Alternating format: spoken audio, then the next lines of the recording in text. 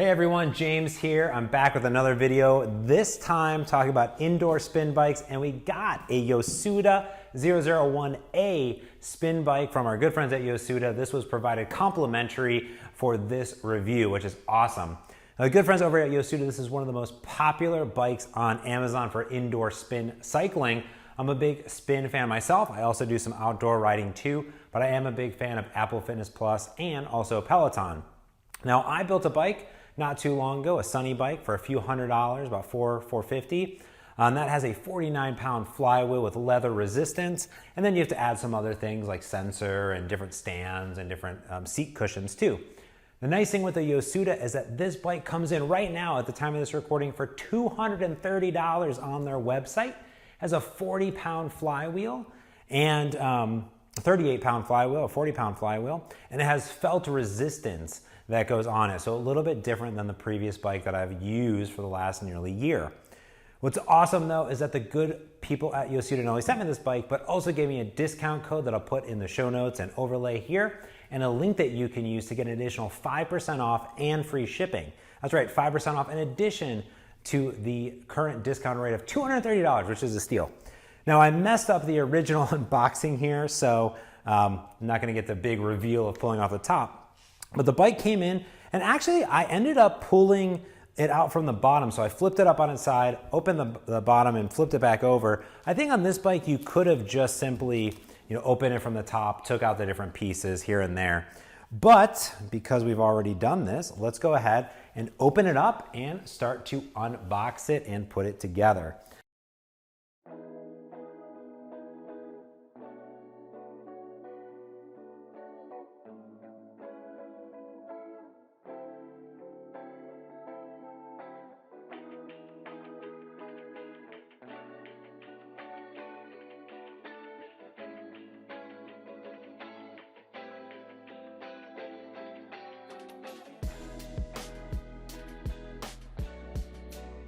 All right, so we have a lot of different bits and pieces here. We of course have the main bike here with the actual resistance that's going on here. We have the 38-pound flywheel that's going on, and of course it comes with all the necessary bits and pieces you need. So all of them that I've seen and put together come with all of the accessories and bolts that you need. I mean, this is minimal. We're talking like 9 screws to put this thing together. Kind of anyone can do it.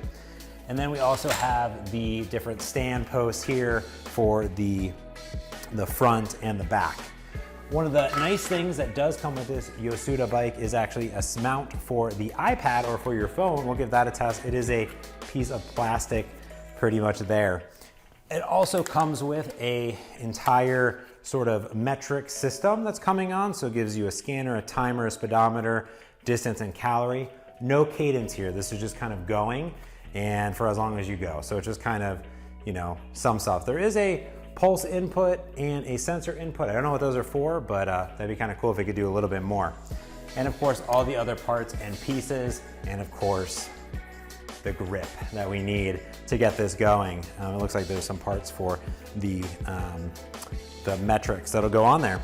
So this should take not too long to put together. Let's start it up here and let's see how long it takes.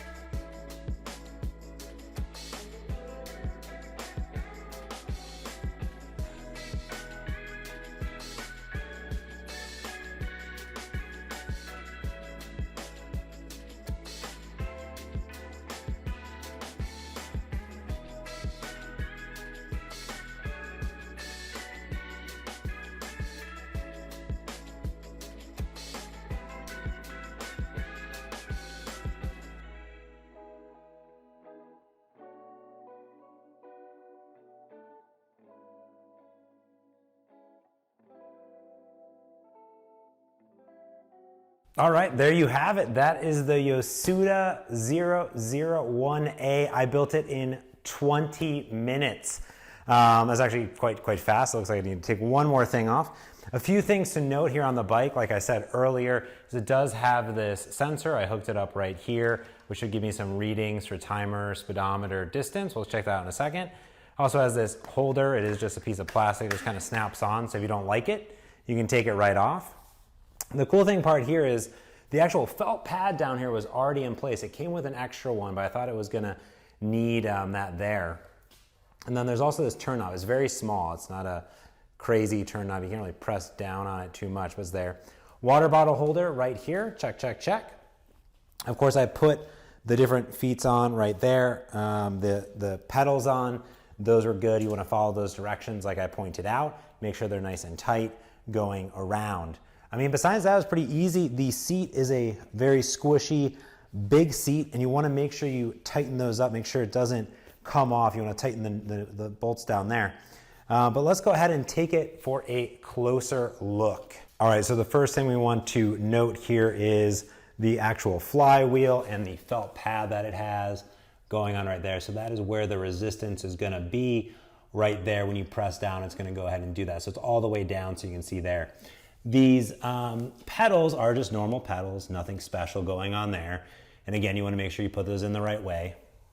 Now, the actual seat here is a very, very large seat. You can see here my whole hand is on it. Very, very squishy. Of course, you can replace that with anything. This thing here is going to have just forward and back motion. So we can move it up and back a little bit here. Not too far, but just enough. So it's nothing crazy, but you can move it a little bit back and forth on the seat. Same thing's going to be true down over here, actually. You can see that you can go ahead and pull this out, move it all the way down, or back up too. We'll adjust that here in a second. All right, let's take a look up over here at the main. So like I said, this is just something that kind of snaps right off. You have the sensor going on here. And then of course you have the actual arm here. Now you do have to like kind of undo this first, then pop it out to loosen, kind of weird. I'm not sure. And you have different pegs that are going on too for some different adjustments. So you do have some opportunities there to give that a go. But let's go ahead and fix this seat and give it a ride. I do want to show from the other side though, in case we want to take a look over here. We can actually see that it actually has this like orange accents here, which is kind of cool compared to all black on some of the other bikes are red. So it does have the Yosuda here, and then it has this nice orange that's going on. It does have this cord going up all the way to the top up here. But like I said, let's give it a spin and see what happens. All right, let's take a look here. This is my first impression just hopping on, and I'm just gonna kind of just let it kind of fly a little bit here. And let's see, I think I might be a little bit too tall on the seat post here. So let's go ahead and adjust that really quick. Pop it down to a 4 and tighten it back up. All right, the seat is a nice squishy seat, that is for sure. So that's not bad. This is a little bit better, maybe, hard to say. I feel like it might be up a little bit too much, but kind of adjust here. It's an interesting design that they've picked for this. So one of the issues that you might be able to see here is I have the iPad here, and it's actually quite high up here, so I'm actually kind of hitting it quite a bit. So if I put my hands like this, it's not too bad. If you do want to have a grip down here or down here, you're gonna have a little bit of an issue. So that's interesting. And then you're out here. So let's go ahead and I'm gonna just flywheel. Like this is just really loose. There's a lot of momentum. I'm just gonna go ahead and crank it. And I mean, there's not a lot of turns to max resistance. I mean, I am heavy on this thing. That is really interesting. So I can apparently turn on this little sensor here. This turns on. Yeah, I mean, let's go all the way up again. There is not a lot of turns between all the way up and resistance. So there's not a lot of levels of difficulty between maximum and minimum. So that'd be really hard to read, I would say, if I'm doing this. But you can hear the felt pad a little bit. And you do micro adjustments. So I think if you were just looking for a ride, let's crank it up. I mean, you're gonna stop the pedal and then you need to go. So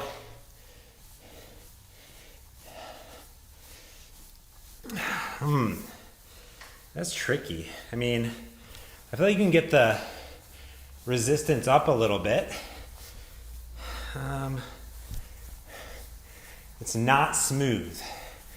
That is for sure. Yeah.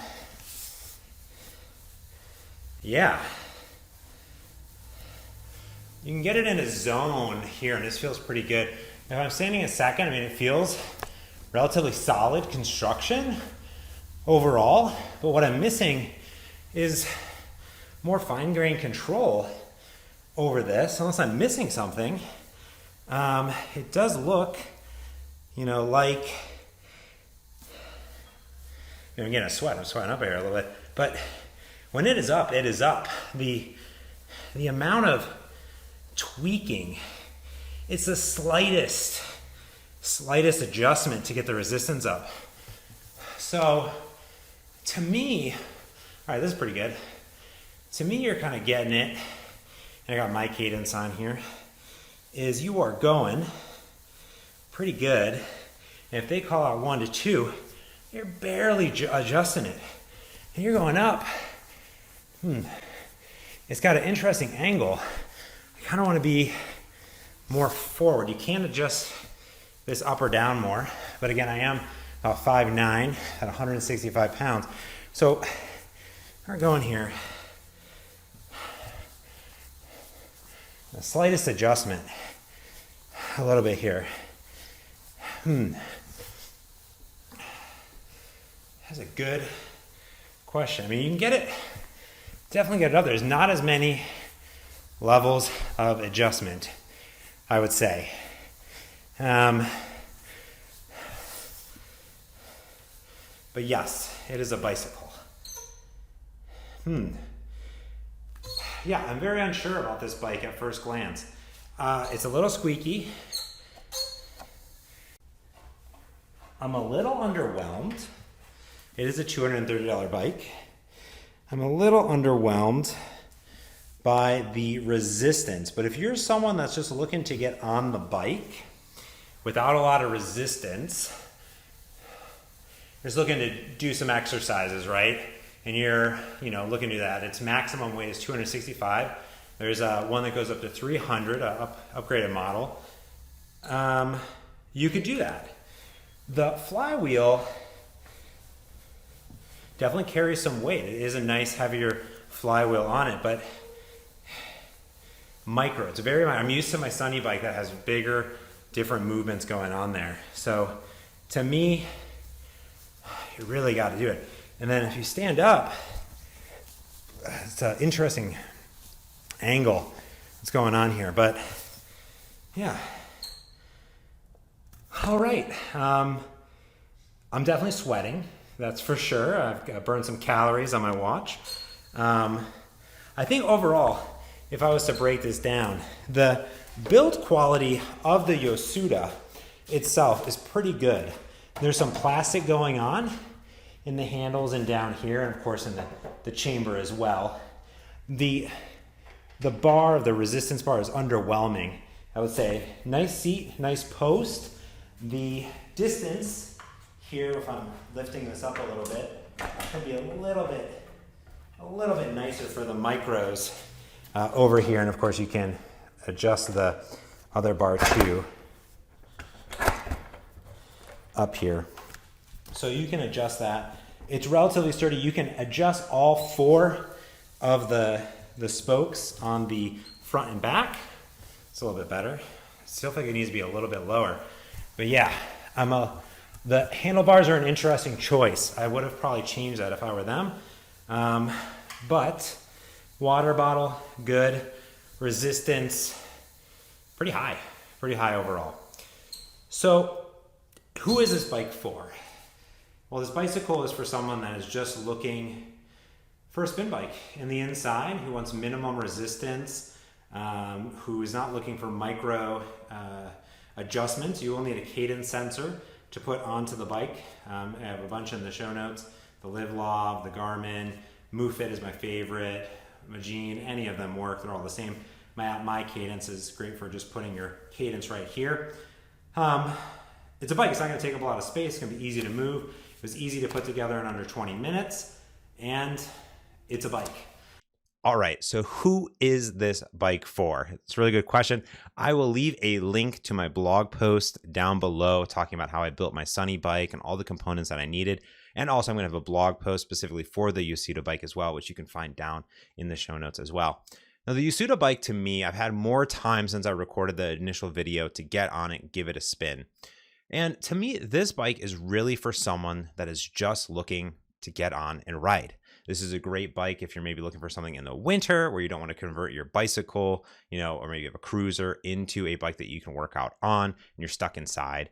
Or, maybe it's smoky with all the fires going on. You want to stay inside and put this in a room. It's very light to move around. It's easy to move around.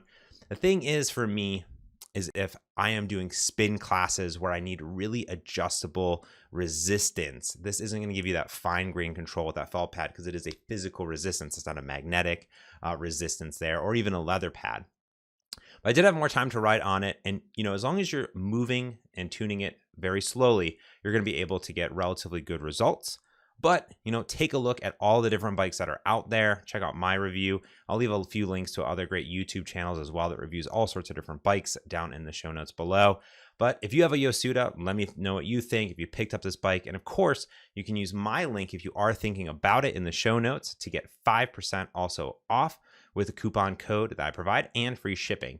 It is a pretty great value at $230 plus free shipping plus an extra 5% off. So if you are just looking for, hey, this is an indoor bike that's going to have a relatively nice flywheel on it, has sturdy construction, relatively adjustable, and has those metrics and stats on it. It's pretty nice. And of course, you will want, a little cadence sensor if you are doing any spin stuff.